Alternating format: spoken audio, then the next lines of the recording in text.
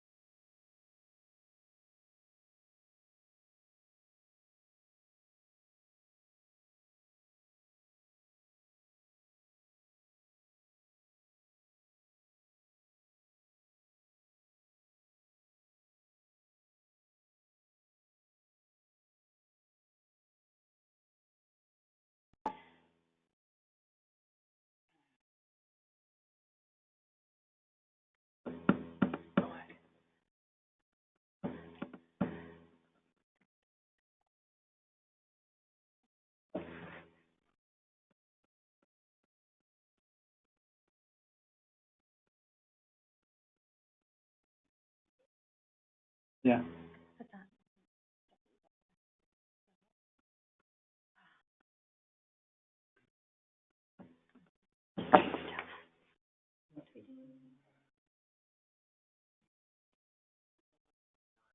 Oh, I needed you on.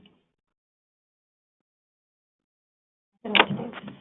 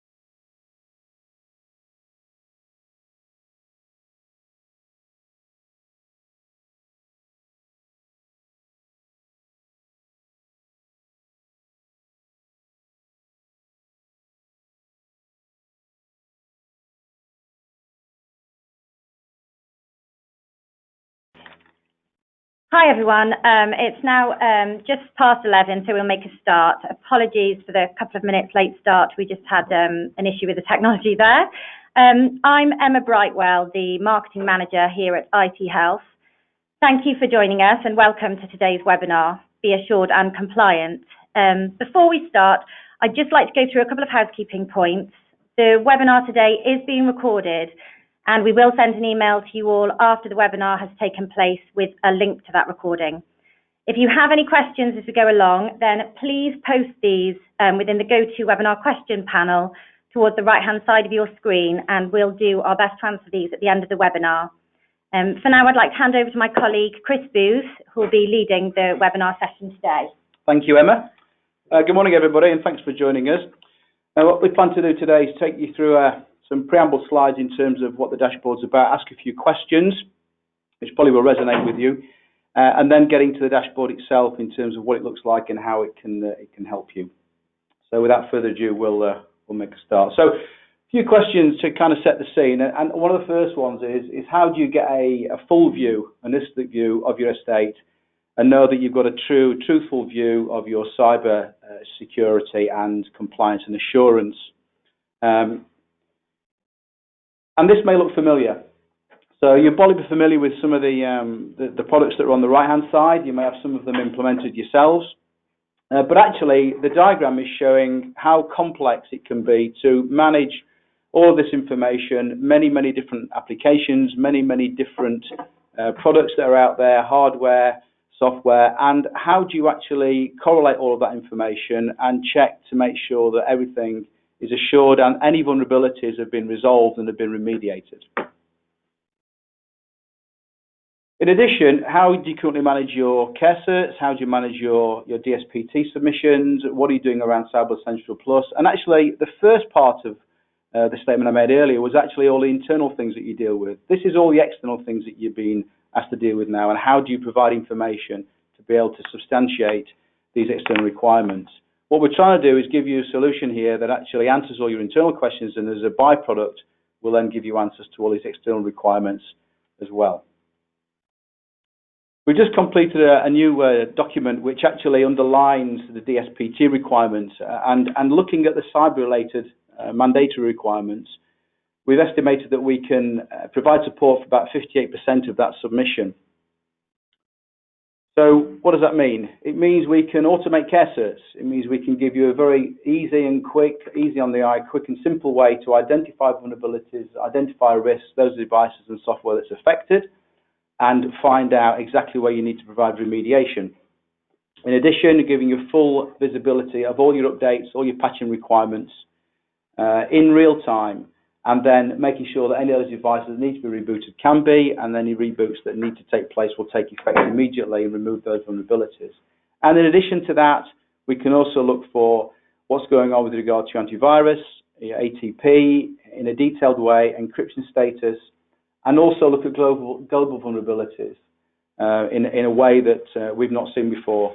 And that kind of then begins to underpin what's going on around 10 steps of cybersecurity, and as we said earlier, Cyber Essentials Plus, and also the upcoming NIS directive, which we're working on as well. The key thing is it does it all in a single dashboard. It brings all that information into one place, and it allows you to see all those vulnerabilities, all those risks, and to take actions on the things that need to be taken immediately, and therefore reduce your risk and make sure that you have a truthful picture of your assurance and compliance. The solution comes in two parts. It has a live dashboard, which we're going to go into in more detail, and it also comes with a managed solution wrap. And that solution wrap provides you with a monthly update report, which you can then pass on to your board or external parties who need to be aware of what's going on with regards to insurance. And also around all of this, the wrap also allows us to tailor things that you may need tailoring for specific requirements. So although what we're going to show you today is kind of the out-of-the-box solution, we do have customers already who have tailored some of these elements and are providing different kinds of reporting for their own purposes. And again, we can talk to you in more detail about that as we go forwards. There's some key things that we need to look at here in terms of making sure that we've got all the bases covered. And we need to be able to take a full hardware inventory. We need to be able to take a full software inventory, look at Windows updates, look at what's going on around assurance, look at your network devices, look at vulnerability risk levels, care certs, and also look at reporting. So please keep those in mind as we kind of wander through the presentation. So what we see here is the dashboard in terms of its landing page. What we're trying to do here is surface out as much information as we can possibly do in a single view that allows you to have a very high level view of what's going across your estate. Now what's going on under the hood is we're going out over the estate, we're finding every IP addressable device, we're bringing information back, and then we're doing contrast and compare vulnerabilities and risks across a few different areas which we'll come on to. I'm going to kind of explain what's going on with this kind of homepage, and then the same trend we'll go through as we go through the presentation will apply. So a couple of things. Across the top, you'll see some tabs. We're going to come across those as we go through the presentation. The blue tabs there, and you'll see that we've got different colour fonts and different colour radio buttons. Anything that's in red means we've got an issue that we need to resolve, and you'll also see that we have clickable links behind these. Those links will generate a work list which you can use to then remediate. You'll also see a label that says ITHealth. That's the name of the report that we've given it in this instance. And you'll also see some blue and some grey fonts as well. The blue is informational. There's things that you need to know about behind that. And the grey, you'll also see there tend to be zeros against those, and that means that in that case there's nothing to be done. So I'm going to work across the screen in a W shape from left to right. The top left, we can see our workstations without antivirus. We can see antivirus disabled and antivirus expired. That's a key part of what goes on within DSPT, and therefore very important. Beneath that, we can also see ATP disabled. Now, in the production version, we have a number of different components within ATP, including things like MMA and the KBs, to make sure that all the components within ATP are functioning properly. And you can see any of those that are not functioning, because clearly if they're not functioning, you're not going to be able to report properly. We'll go into that in a bit more detail in a second. As we come further down, the next thing we see is drive encryption. You'll also see that we've also got a split estate. We've got BitLocker mentioned, we've got McAfee. And please don't worry about any of the vendor names in there. We'll discover what's there, whether it be AV, whether it be any installed software, and we'll bring those out if there's a split estate. But we see BitLocker and we see McAfee. And then below that, we see the first of a couple of graphs. These are high-level graphs giving us the current status of what's going on with our desktops and what's going on with our servers. We're going to go into more detail around updates as we go forwards. Coming up the center, we can see information about our Windows Update details and what's going on with all of our updates. And then above that, a really important piece, we're showing here information with relation to hard drives that don't have enough space in terms of taking updates, let's say. So we can see here we've got servers with less than a gig, workstations with less than 10%. The key thing here is if we're going to push out an update of whatever it may be and there's not enough space, then that update may not apply. And therefore we need to know about that so you can remediate that before patches and updates go out. And then directly above that, we've got servers without antivirus. Across to the right-hand side at the top, you can see a high-level overview of our Windows OS and service packs. And then below that, we start to surface that information around Active Directory. Now this is important because what we want to do here is make sure that we've got as much information as possible about users and devices, because it may be that I may be using somebody else's computer and my computer is locked in the cupboard. You don't know about that, and that could be a vulnerable machine. So we correlate users and computers. We also then start to see information around failed logons, no password changes, and then AD users created, etc., etc. And then below that, we see the first glimpse of what we're doing with regard to care certs. And again, we're going to go into that in a bit more detail.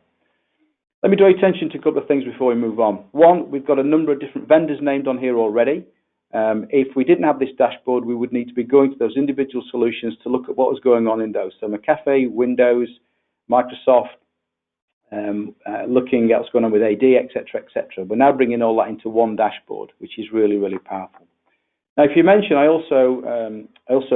if you remember, I also mentioned over the left-hand side the ATP piece. Now, behind that, we'll see there's a number 8, or to the side here. If we move forward in the presentation, sorry about that, my screen was locked up slightly. We see we have 8 machines here. That was a directly clickable link, and that is a dynamic work list that can now be remediated. You'll also see at the top left there, deploy package. So from here, if we chose to, we could deploy a package to remediate those devices, do another scan, and all those devices that were currently in the network would be remediated, and that list probably would drop down to 0. Now, clearly, that's really important because it means we can move directly from the high-level dashboard into a drillable link. We can then remediate, and we can see what the impact of that is straight away. We can also go into any one of those machines if we want to do further investigation. And here's one of those machines. We'll see this again later, but you can see all the detail that we're able to pull out through a non-invasive investigation of that machine. And you'll also see how that helps us build up a different view in terms of software and hardware as we go forward. And then we can come back to the main homepage screen there, which we saw before. So that's how dynamic this is. We'd have some customers who are taking that list and they're exporting it out into their help desk solution, and that is where they then manage those work lists. So you can see how dynamic this is, and this is all happening in a sense in real time. Now I want to turn to care certs. This has caused a lot of interest, and what we're doing here is we are taking care cert information and we're automating the process.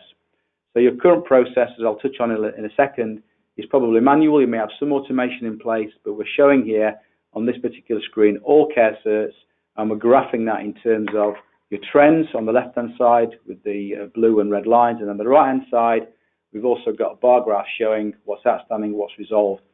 and what the total numbers are. And then below that, a list of all care certs. And if you look at the headings here, we've got description, status, is it resolvable or not? You can see there's a red radio button there suggesting that isn't resolvable in this instance, when it was issued, what the risk is, how many were found, how many were outstanding, and if they've been superseded.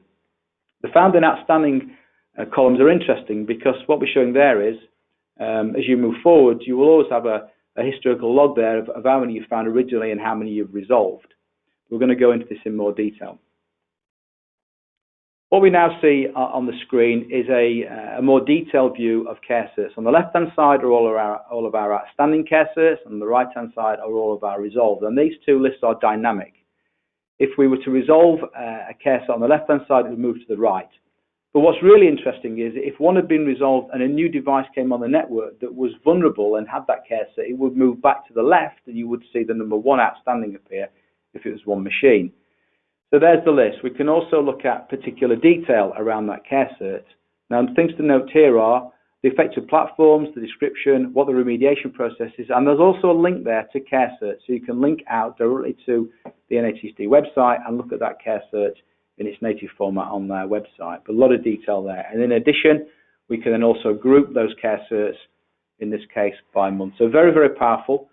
This effectively is removing the manual process. And the way in which we describe this, and this will probably be quite familiar with most of you, is care certs tend to be issued on a Friday. You scan those devices at some point in the future, usually probably on a Monday. You find out where those devices are, you can then remediate them, and then it usually returns to work having been off for 2 weeks. The question is, when do you do your next scan, and how long is that machine going to be vulnerable? We've also come across situations where it's more complicated than this, and it's actually trying to find out whether that care cert actually applies to you and what you do about it. Changing this into a much more dynamic environment, whereby the dashboard is continually scanning all of your IP-based devices, and every change will be notified, it'll be visible to you, and therefore you can deal with it as it happens. So that's a massive change in the way that those care certs are being managed. In addition to that, we're also doing a scan of the gold image, and this will show looking at vulnerabilities in a different way. Now, clearly, this will change over time as well. As I say, this is looking at global CVE databases. This is looking at vulnerabilities in a different way, and therefore making sure you are, in a sense, belt and braces in terms of all those vulnerabilities that may present themselves across your environment. The dashboard is also able to provide you with information around what's going on with Windows updates and patches. And the screen that we're showing at the moment is showing, in the top graphs, trend over time, but that's not the whole story.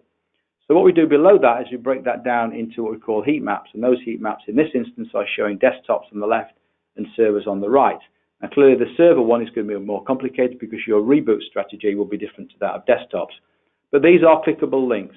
So if we take a look on the right hand side, August 2018, there's 27 devices. We could click that link and it would immediately show us those 27 devices. We know what version they're on, we know what patch we're on, what release we're on, and our updates are coming directly from Microsoft as they change. So this is accurate information, and it's very granular, and it will reveal a whole set of information that maybe is not visible to you today with other tools that may be using. This is also an agentless tool, so we're not relying on other things to tell us information. We're going directly to the native device and getting information directly from that device. So really important in terms of making sure your patching is up to date. Now, this screen, although it says Software Central, also applies to other AV vendors, and again, back to the DSPT. In this instance, what we're showing here is pulling a set of information together that's required to go into your DSPT submission. Invariably, in a lot of solutions, the AV information around versions and around threats and around issues is held in different places. So we're drawing this directly out of those consoles into the same place, but also correlating it with those end-user devices. We can see at the top there, those red labels, machines that have not been seen for 20 or 60 days. They're vulnerable because they could have updates that are missing, and there may be things going on those machines we don't know about. And then below that, we can see issues, and there's those 4 alerts that are going on in this instance with those machines and what they are. So again, drawing information into one place, making it ultimately visible, and putting you completely in control of what you need to do with regard to managing your risk. Now, in addition to that, we're also able to surface out a lot of information around Active Directory. And again, I've already mentioned a number of different vendor solutions. These are operational solutions. But trying to get all this information around compliance assurance in one place is difficult. So on the left-hand side of this screen, we can see information that was also on the home page. In the center, we're graphing that information to make it easy on the eye and easy to manage. And on the right-hand side, there's more granular detail around compliance. So you'll see there information around where there's no details filled in for departments or office. But what's more important, around email and telephone numbers that are not filled in on your Active Directory accounts. This is growing all the time. We're now in production versions, you're able to see open shares. And we've also been asked to add other things in. And it's fair to say that the dynamic way in which the dashboard grows is ongoing, and there's new things and new features coming in. And most of those are driven by requirements that come from our users that we have to date. I want to take a look now at what goes on around discovery around computers. And on this screen, there's a lot of information, so I'll go through it in some detail. We're able to spot domain and non-domain devices, which again is really important from a risk point of view. So that's the top left there in terms of domain overview. Below that, we've got information around alert reporting, and you see there's a whole load of labels there with regards to machines with less than a certain amount of disk space, any scanning errors, what's 32-bit, what's 64-bit, duplicate SIDs, etc., etc., etc. Again, really good granular information about your discovery. We repeat the desktop antivirus below that, and also repeat the ATP status. And then in the center, we can see information around particular chassis and model overviews, and then IP locations, and a repeat of the home page with regard to Windows update details. But you can already see there's a lot of granular information here. The real interesting thing on it is on the right-hand side, a much more detailed overview of our Windows estate. So we can see there that we've got OS and SP overview, what operating systems we've got, what Windows 10 builds they've got, and then below that, an alert report which is showing OSs that are out of date or are going out of date. And this has been a real key one for us, because to be able to identify things that are out of date means you've got a direct correlation there to what needs to be done and done quickly. And this is a screen that commonly gets shared with the desktop team as an example, because again, they can go directly into those dynamic links and then click on those and find those machines that need to be remediated and remediated quickly. I mentioned earlier that we need to take a full asset of hardware and software, and this is kind of the global screen in terms of our software asset tool. You'll notice on the right-hand side at the top there, we're surfacing out other machines and other software vendors. So we've got Apple Mac and Linux, and then below that, other information around kind of the Microsoft side of things in SQL, and then below that, all software publishers that we've found across the estate, any authorized software in the center there, and then changes made in the last 7 days in the center. So again, full asset tool in that respect. Again, we can go into more detail after the call if anybody wants to look at that further. We also need to take a full network discovery, because vulnerabilities affect all devices potentially. And again, here you see on the left-hand side, all manufacturers that have been identified, and then we group those in a way that allows us to manage it in a bit more detail. And what I'm going to do now is go down a bit of a rabbit hole to show you what's under the bonnet in terms of how we grab this information and how easy it is to then manage, remediate, and do any fault finding that you may need to do. So I'm going to take a look at the in the center there, the switch icon there, and I can see I've got these 4 switches on my network, and I can see what they are. I can look at any one of those switches individually and see what's going on with that particular switch. I can see all the open interfaces. You can see all the tools on the left-hand side as well. What interfaces are up, what interfaces are down. And I can also have a look and drill into one of those particular PCs, which is the same PC we saw earlier. But again, we now again see this repeat of all this information. And if you take a second to look at some of that information, we can see what software is running on that machine, what the build is, what the version is, what the domain is. For example, what's going on with the hardware, what AV is running. On the right-hand side there, you can see what's going on in terms of its warranty, when it was last seen, when it was purchased. And then below that, a load of event log entries as well, in terms of being able to collect information from that machine in a very detailed manner. We can also look at all the changes that have been made to that machine over time, and we see a whole raft of those there. We see some of that have taken effect and some of them that have failed. In addition, we can also see every piece of software that exists on that machine, hence how we're able to create that global software asset list. We can also see a heat map of that machine in terms of its uptime, its downtime. That allows us to start building out things like our reboot strategy. When is that user on? When are those users on? When are they off? And again, we can use that information for real operational uses. And then users on that machine. Who's been on the machine? Who's been on it from an admin perspective? Who's been on it from a support perspective? What's going on? We can also see log-on time there, which means that forensics can come into play as well in terms of who's been doing what on that machine and why. And that allows us to come back to our main screen and surface out all this information and give that full set of visibility. So in a sense, this solution has gone into some of these organisations here. You'll see that some of them are larger organisations and represent other NHS bodies. So that's covering about 30 different organisations now. It's a growing picture. In a sense, what they're finding is it's reducing the amount of resource they're needing to put in to manage this. They can act very, very quickly, and they've got a full, truthful view of exactly what's going on across their estate on all their IP-based devices.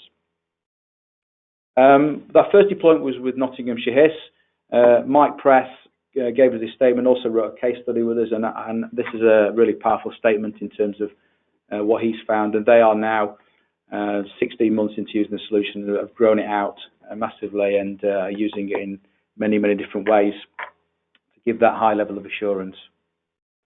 In terms of how it's built and how it works, it's subscription-based, has an asset limit, no asset limit, sorry, but we license it on assets, IP assets. We provide that managed solution wrap, as I mentioned earlier, to cover those services. It can be bought in a number of periods in terms of how you want to see that, and obviously we've got framework options available through our framework partners. That brings us to the end. I'm not sure if we've got any questions that have come through, Emma. Yeah, we have had just a couple of questions, Chris. The first one is, if a new device comes on the network that has a care cert vulnerability, will that particular care cert move back to the unresolved column? Yeah, I think I maybe mentioned that quickly earlier, but yes, what will happen is if a new device comes on and there is a vulnerability based on a care cert, it would then shift back across to the unresolved, and we'll be able to remediate that from there. Okay, and then another one. Does the dashboard sit on our environment? Yes, it does. It sits on your environment. You can sit on a virtual server, so it's yours, and we kind of work with you to make sure we've got connections to the back end to do all the automation and the updates. Okay, and then the last question. Windows updates, what's the reference data for MS and other software that allows us to ensure that we show every update and not just roll them up? Okay, so we're using information directly from the MSRC service, the Security Framework Service. So as that changes, then we'll have direct feed from that. So we'll be able to identify any vulnerabilities associated with the changes, and then they'll be notified again by the dashboard. Okay, and that's it for the questions. Great, so, thank you. Thank you everyone for joining us today. At the end of this webinar, you will be issued a short survey. So if you could please take a moment to complete that for us, it would be much appreciated. And do feel free to leave any additional questions within that survey, and we can get back to you separately on that. Thank you for joining us, and enjoy the rest of your day. Thanks, everybody. Bye.